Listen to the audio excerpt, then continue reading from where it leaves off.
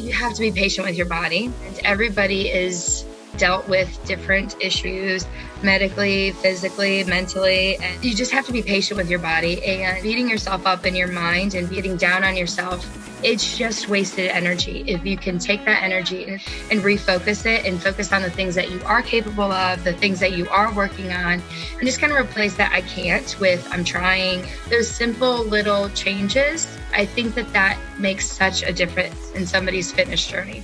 The goal of the Best You podcast is to allow you to feel confident about what you need to do, why you need to do it, and how to do it in order to get closer and closer to your best you.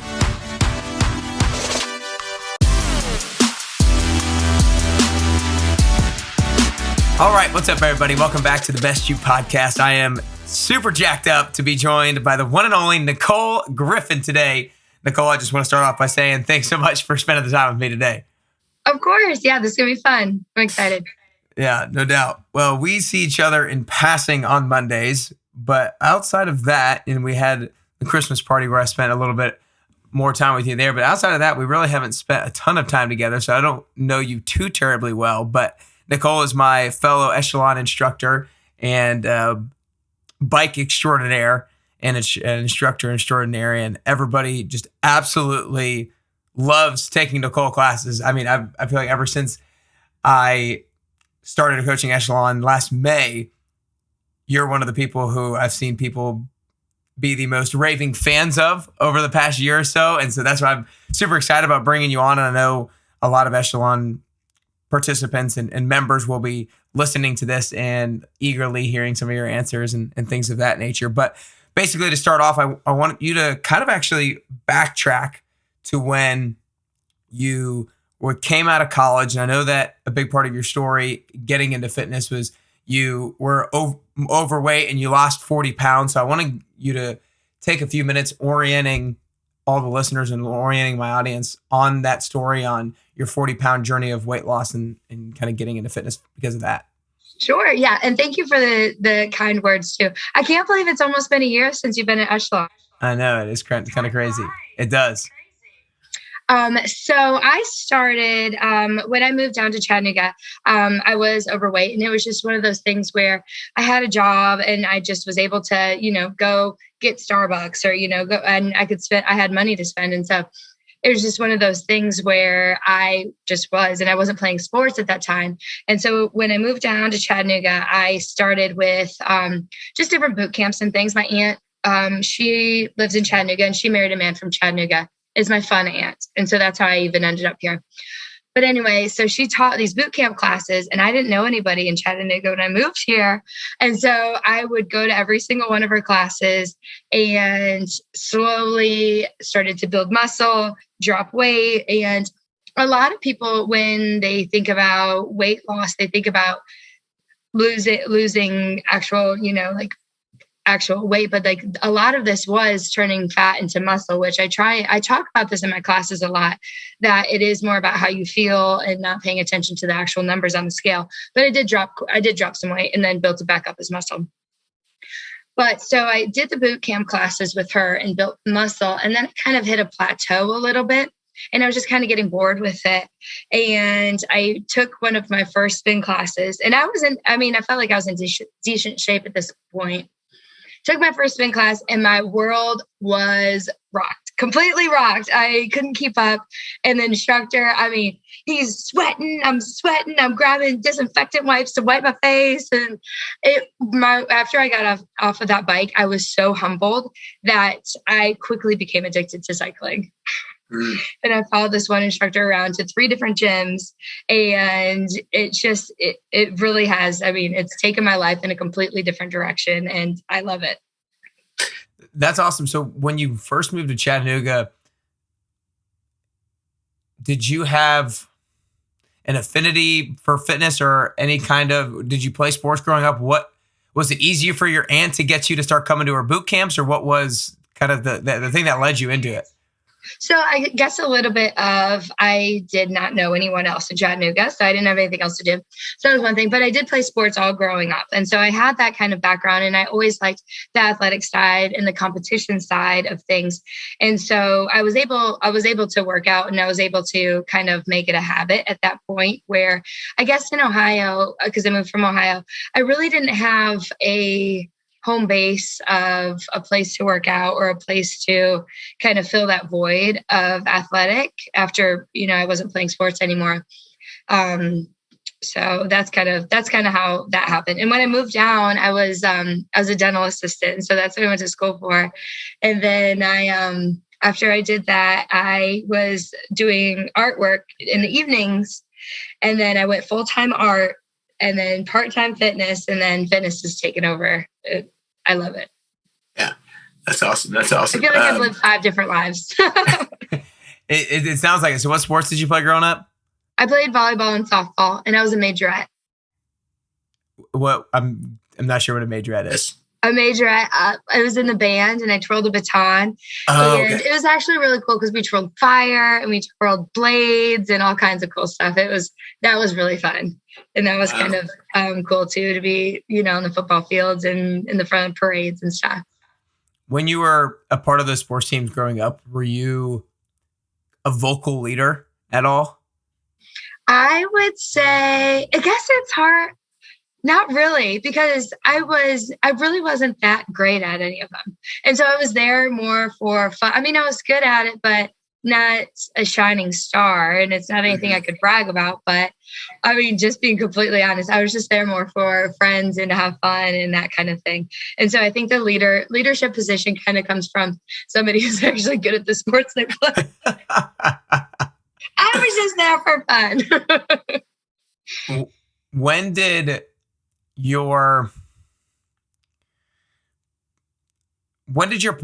you think your personality really bloomed into what it is today when you go live and you're in one of those classes? When was that personality, or when was that side of you really almost revealed to you, or did you always know that you had it?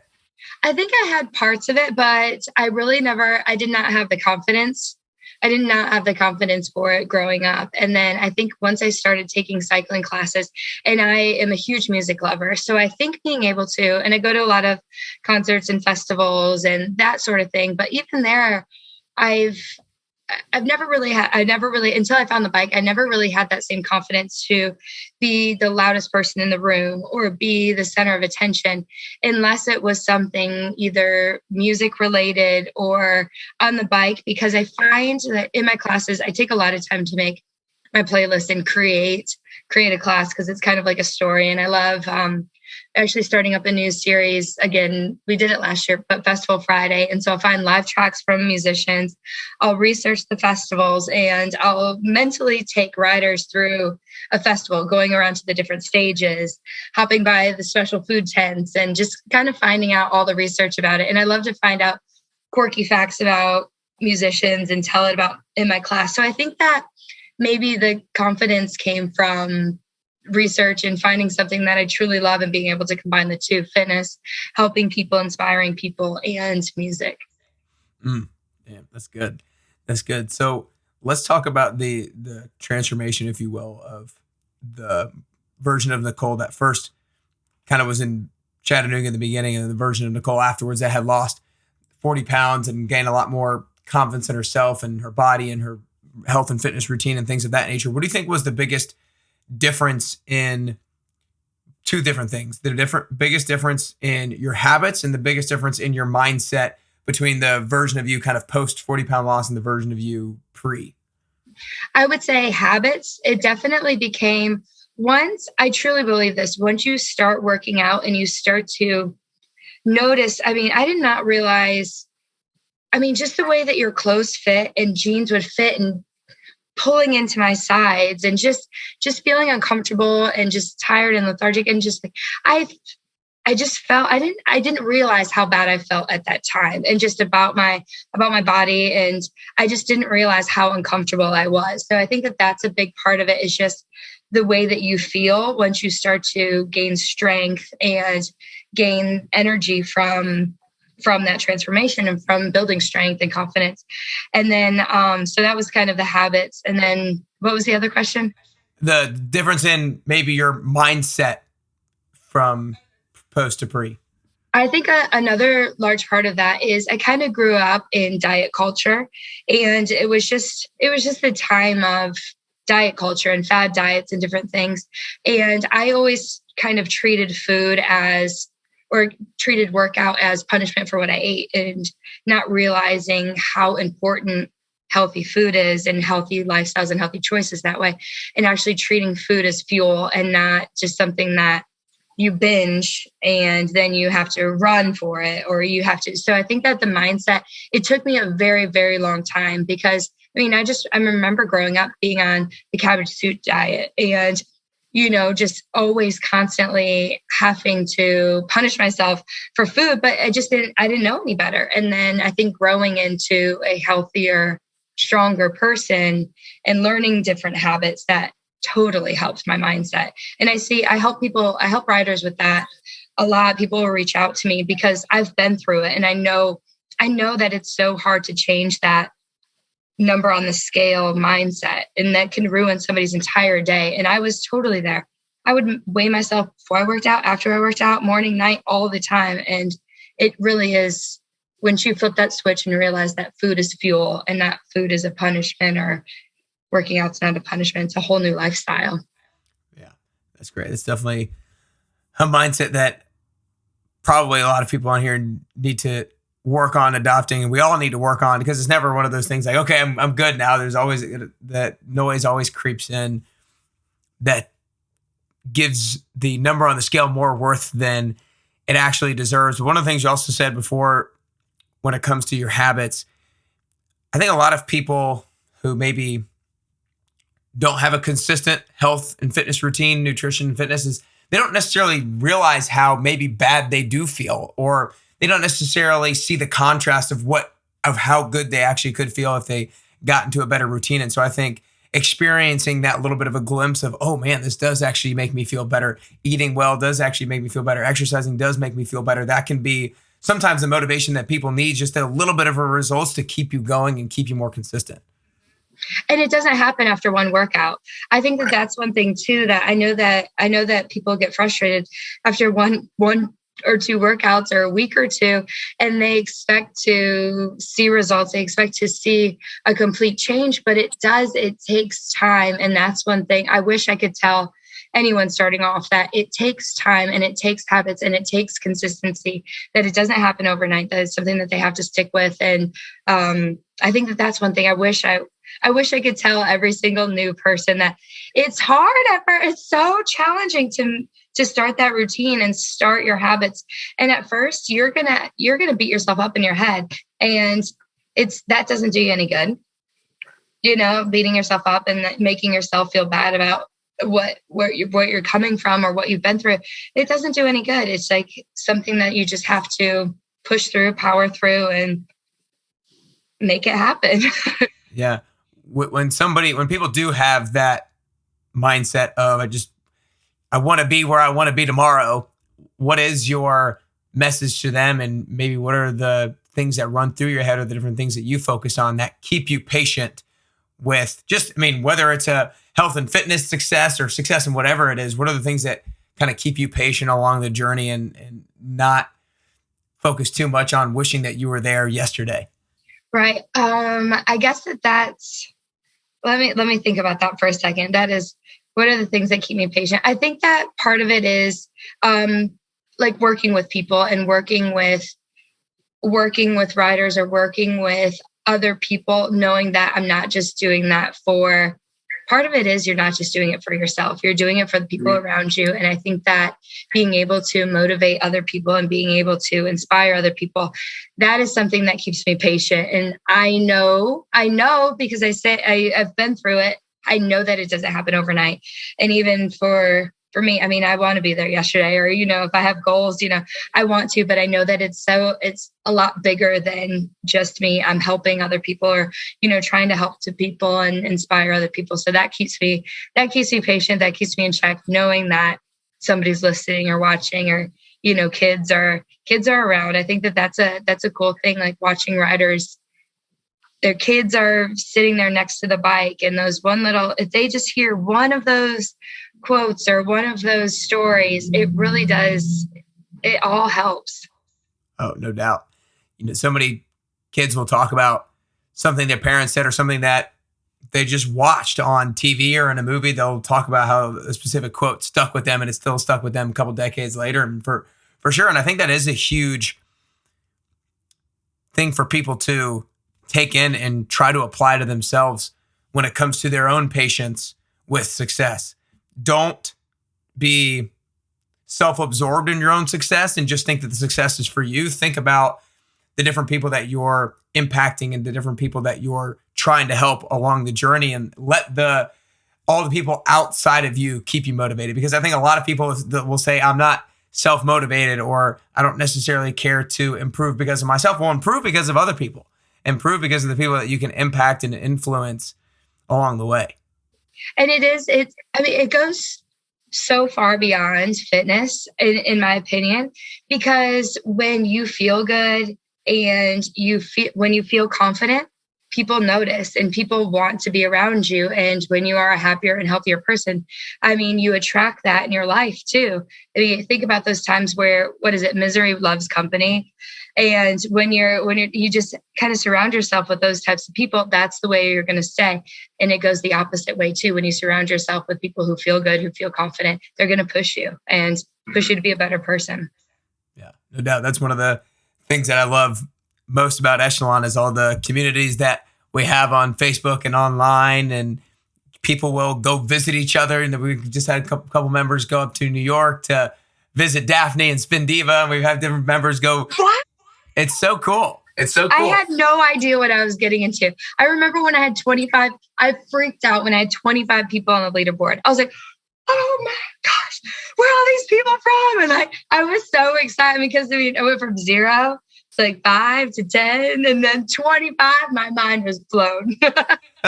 I'll never forget that day. And how many people are you usually having on a live nowadays? It depends. It depends on the ride, but right. Average like 300. But I've had all the way up to 600. So it just depends on the day. Depends on the day, the time, the ride. No doubt. Well, I kind of want to get into a little bit. So you were a dental assistant, you said first, and then you went kind of more into you have your own art studio. And then you were kind of that, and then you went part-time fitness. And now you're a little bit more full-time fitness. Tell me a little bit about the transition into the art studio, first of all, and what it took you to go with that full-time as your job. That was a scary, right. These have been a little bit scary jump. 3 lives. So, yeah. So I was working full time in a dental office, and then I would travel on the weekends and set up at art shows. And all the artwork I would do, it's all out of recycled material, colorful, whimsical things. So I'd go set up on the weekends for art shows.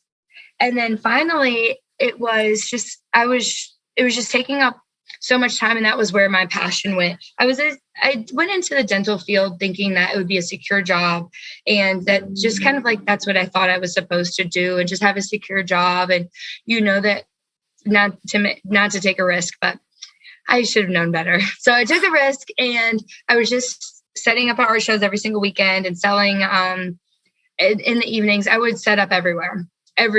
Anytime I could, I would set up, and I would do the full thing. I would never do a half a booth or anything. If there's an opportunity, I was there. I always thought you never know who's going to walk by. And so I would set up the whole thing, even if it was at a elementary school. But then I was doing a project, and we walked by this little spot over on the North Shore, and it was for rent, and it needed everything done to it. And so my aunt and we actually rented the place and fixed it all up and made it into the actual art gallery and split down the half for art studio.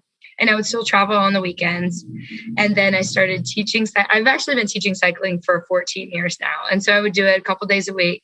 And then I started with Echelon, and that just kind of just took off more and more.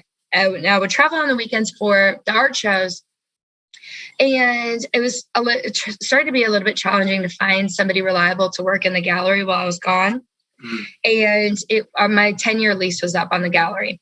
And so my landlord came to me and they asked if we would be interested in leaving. And it was kind of that crossroad where things were, and this is 4 years, or this is, I guess, 2 years ago with Echelon.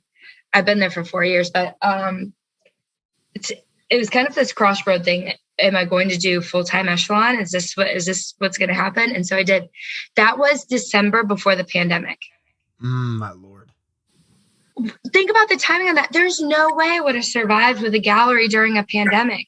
No way. It's just the timing of everything. Even though it was something that made me nervous, there was just some sort of timing that worked. Like, I just gave myself goosebumps. Like, think about that. Like, I don't know what I would have done, honestly. Right. So, and I had employees. And so it was just the timing of life is just wild to me sometimes, how it works out. Mm-hmm. Yeah.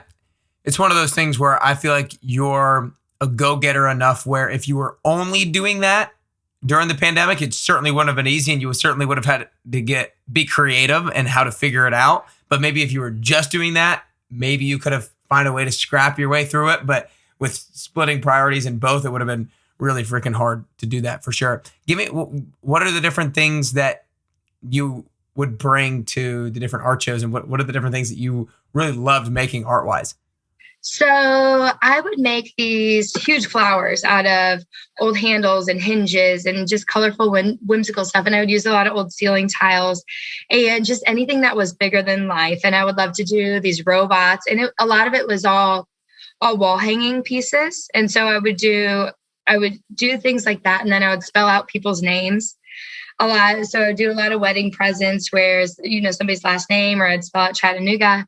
And I really look for different quirky things to kind of work with. My most recent project, or this mannequin behind me with a plant stand. So I found these mannequins, and now I just do it. I still have the studio, but I just create just for myself. And so I made some plant stands. I have a pair of legs, and it has a big snake plant out of it.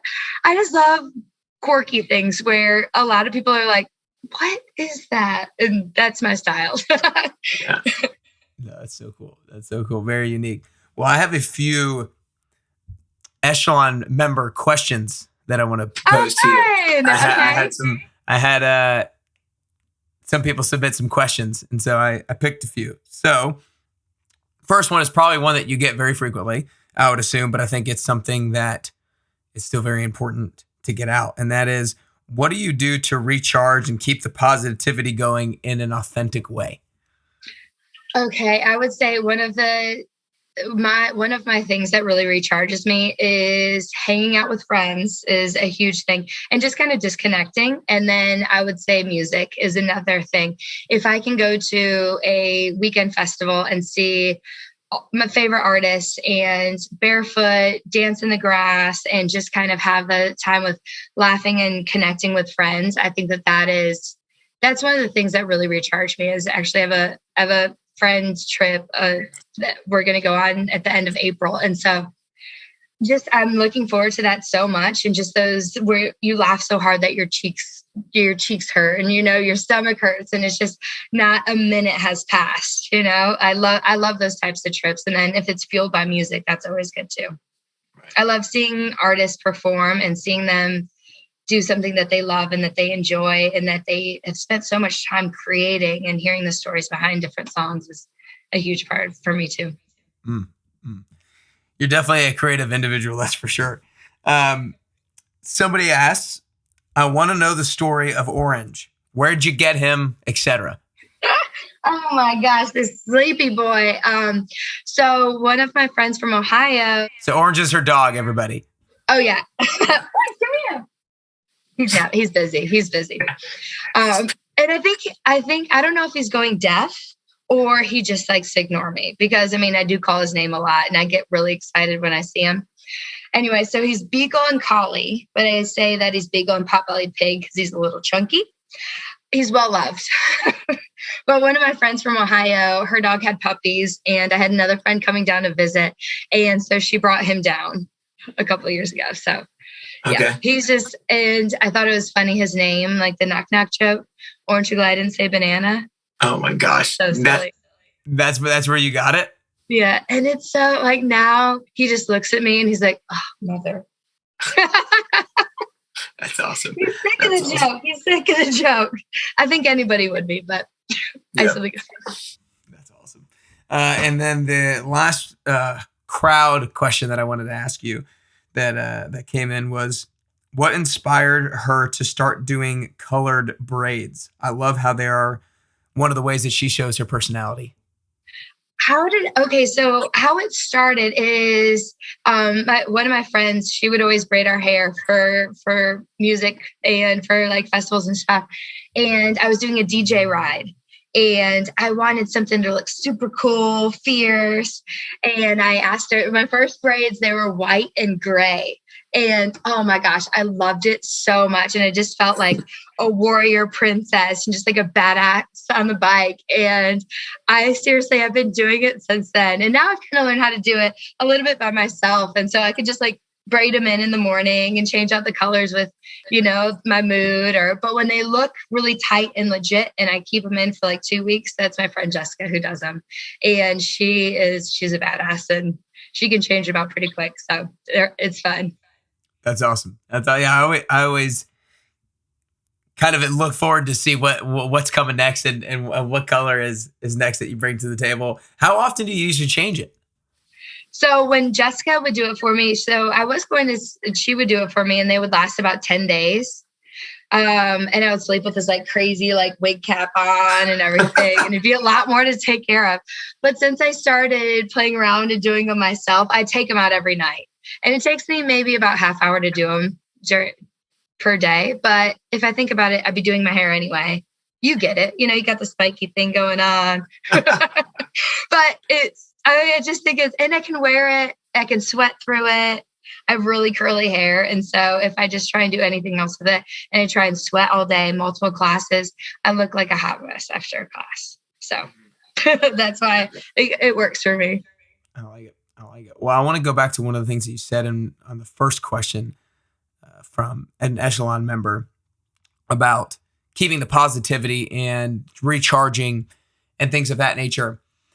You mentioned some of the things that allow you to recharge and that do fuel you with energy, but talk to me about some of maybe the mindset things or some of the things that your outlook on a daily basis keep you from burning out or keep you kind of loving what you're doing to a certain extent. Because I think a lot of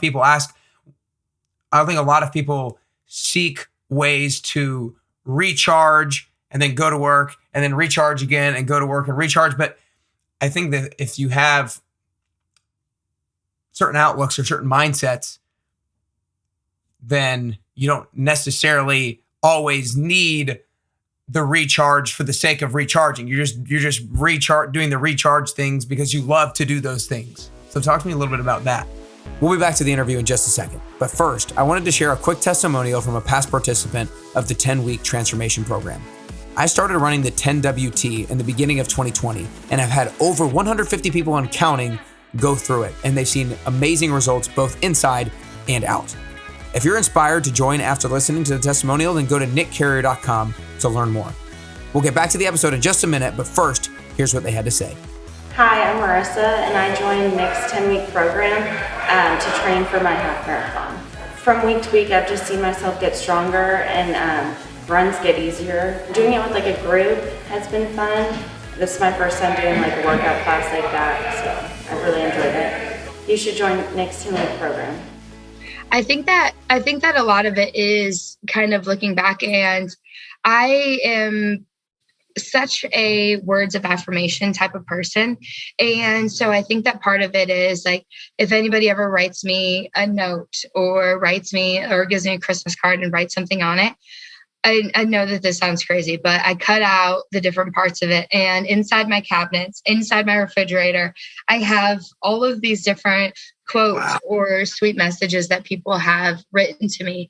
And when I start to get, I think there's different times where, you feel like you have, I know that I hear this a lot from different riders, and especially young mothers, and they just feel kind of alone, and they feel like they're the only person out there. And sometimes I feel like that can feel like that for a fitness instructor too, because you're around people every single day, you're motivating people. But then sometimes when you get home, it's like, oh, it's just me and Orange, And so I think that going to my cabinets or going to my refrigerator and kind of reading like, okay, I am making a difference. There is a reason why I'm here. There is I do have a purpose here that I'm helping. This is so much bigger than just me. It's a lot bigger than a cycling class, than a workout class. I think that those type of things recharge me mentally when I do feel kind of down and like, what am I doing with my life? And like, am I really making a difference? Am I helping people? Am I living selfishly? And so those are kind of the things that bring me back, ground me, and really help me just see that there is more. And so, I mean, people can do that too. The way that they feel when they hop off the bike, the way that they feel when they help out a neighbor, when they help somebody, and just sharing a little bit of themselves with a smile or a kind gesture, that can refuel you too. I know that's also giving more of yourself, but it comes back 20-fold. There you go. Giving you shall receive. That's super cool. That's a habit that I haven't really heard too many people having. And I'm like, wait, I want to start doing that now with the different like letters and words of affirmation that other people have given you. It looks a little strange. So I can imagine like my landlord coming over, like it's on the inside of my cabinets, inside of the fridge, but still if you open it up, like when friends come over to grab a glass of wine, they're like, what? Look, you have the upside of, you have a mannequin with a plant on top of it in your house. I think people will know that whatever is strange, you have a strange house. They don't notice the words of affirmation when there's boobs behind me. Yeah. Oh, that's hilarious. But I really think that is such an important thing for people to do, because we do sometimes, I know personally, if I spend all day just working at home, not really interacting with somebody, then my problems seem to take up a huge space in my life. But when I do interact with people and I do realize there's all these other people in my life that not necessarily rely on me or depend on me, but are encouraged by me or uplifted by me or are part of my family and friend group, then you start to realize that your problems take a much smaller piece of your life than you think. And if you can be in your house and you can have these different reminders of the other loved ones that you have in your life, and it could just be pictures in your house of your different friends and family and stuff like that. If you constantly feel drained because of working at home, then maybe print out a bunch of pictures, get those letters and hang them up. I think I love that you do that. Mm-hmm. It's it's an easy way to just have those little reminders and just go over and walk over to a wall and just have those little reminders too when you start to feel down or you start to feel overwhelmed, like knowing that you have a greater purpose, that there are people that look up to you, that are people that in anyone's life, you are inspiring somebody somewhere, and it's people need that reminder. Yeah. So there's second to last question here. There's probably a lot of Echelon people listening. What is maybe a most common question that you get from a lot of members that you would maybe like to answer now? Or what is just a most desired message that you would like to portray to a large audience? I think I have two. So one would definitely be how we were talking in the beginning, that you have to be patient with your body, and everybody is dealt with different issues medically, physically, mentally. And so you just have to be patient with your body, and beating yourself up in your mind and beating yourself up and getting down on yourself, it's just wasted energy. If you can take that energy, and it doesn't happen overnight, I understand that, but if you could just take that energy and refocus it and focus on the things that you are capable of, the things that you are working on, and just kind of replace that I can't with I'm trying, and just those simple little changes, I think that makes such a difference in somebody's fitness journey. That would be one, that just be patient with your body, that everyone was once a beginner. I ended up with disinfectant bubbles after my first cycling class in my hair. I was wiping my face with disinfectant wipes and my world was rock. So I can't even imagine myself in that first class. And it takes so much to become good at something. I mean, everybody was once a beginner. And I guess the other thing is, I mean, it kind of goes with that same mindset, but going back to don't let the numbers on the scale discourage you, and know that muscle weighs more than fat. And that's one of my number one questions that people get. Can I lose? When am I going to start losing weight? When can I lose weight? And it starts with way more than an exercise. It starts with food. It starts with nutrition. It starts with the mental space on feeling good about yourself or wanting to feel good about yourself, and not just to look good it's about feeling good. And nutrition is a huge part of that. And so people can start with proper nutrition and fueling their body instead of just trying to quick fix. If there's any kind of quick fix, it's not the right way to do it. Mm-hmm. Yeah, I appreciate you sharing those messages, because I know they're definitely things that so many people will get a whole lot from, and questions that we all get on a pretty regular basis. But before I ask the last question here, Nicole, I just want to acknowledge you for the journey that you've been on with your weight loss, your fitness transformation, but also the kind of career transformation that you've been on. You know, like you said, you feel like you lived 3 different lives, from dental assistant to artist, and you're still kind of doing a little bit of that, and now kind of full-time fitness trainer. And I think it takes a lot of guts to be able to jump into 3 very different things like that at different areas of your life. And I think a lot of people aren't necessarily willing to take that risk on themselves or take that bet on themselves. And I think it's just awesome that you've been able to do that. Thank you. There was something too. I was watching one of your stride classes the other day, and there's a quote that you had, and it was something about how fitness isn't a cost. It's not an expense. How does that quote go? It's an investment, not an expense. Yes. Okay. An investment. So I think that kind of goes with learning that from beginners and people starting their healthy habits, starting their routine, that it's an investment, and investing that time. It's not wasted to keep that investment and to keep that kind of momentum going. I really like that quote. I'm training on stride. And so top secret information right there. But so I was watching some of your classes.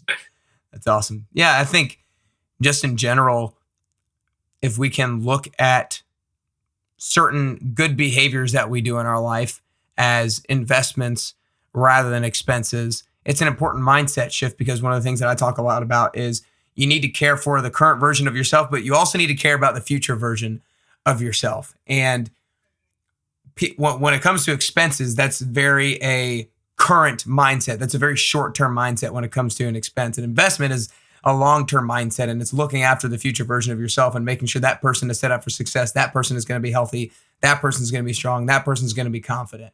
And if you're talking about actually investments, then that person's going to be financially well off. So that's something that I always try to think about on a regular basis myself as well.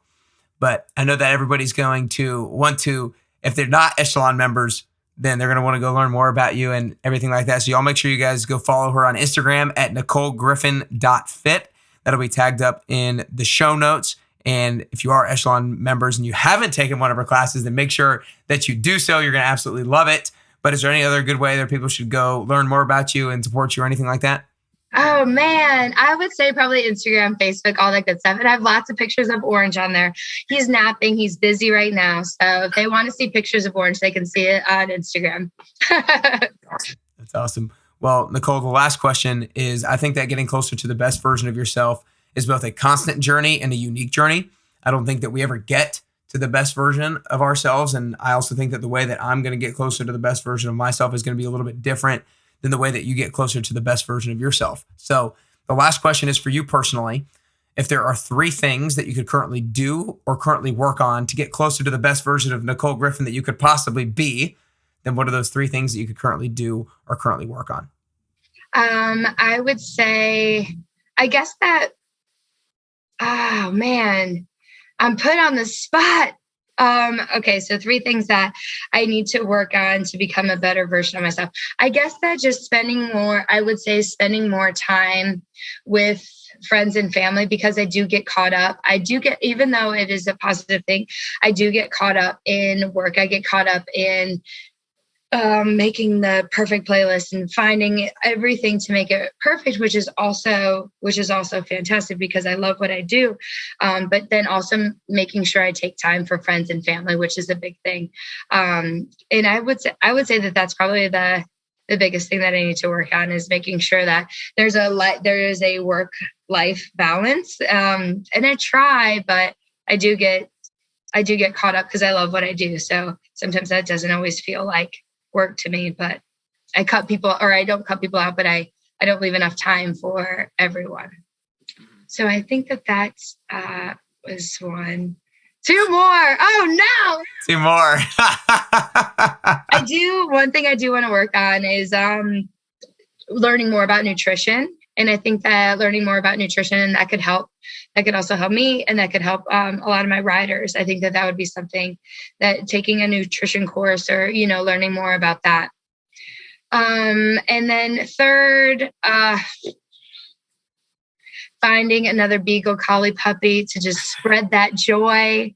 One of my biggest regrets is not getting 2 puppies and having beagle puppies all over. So those are my 3 things. Nice job on those last 2. That was a ton of fun, Nicole. I appreciate you taking the time to join today. I know so many people are going to absolutely love it. I know the Echelon members are going to love getting to know you a little bit deeper. So y'all make sure that you go follow her on Instagram at NicoleGriffin.fit. Make sure you take her class if you have not taken it already. But appreciate you taking the time today, Nicole. That's all we got. Thank you. Thank you so much.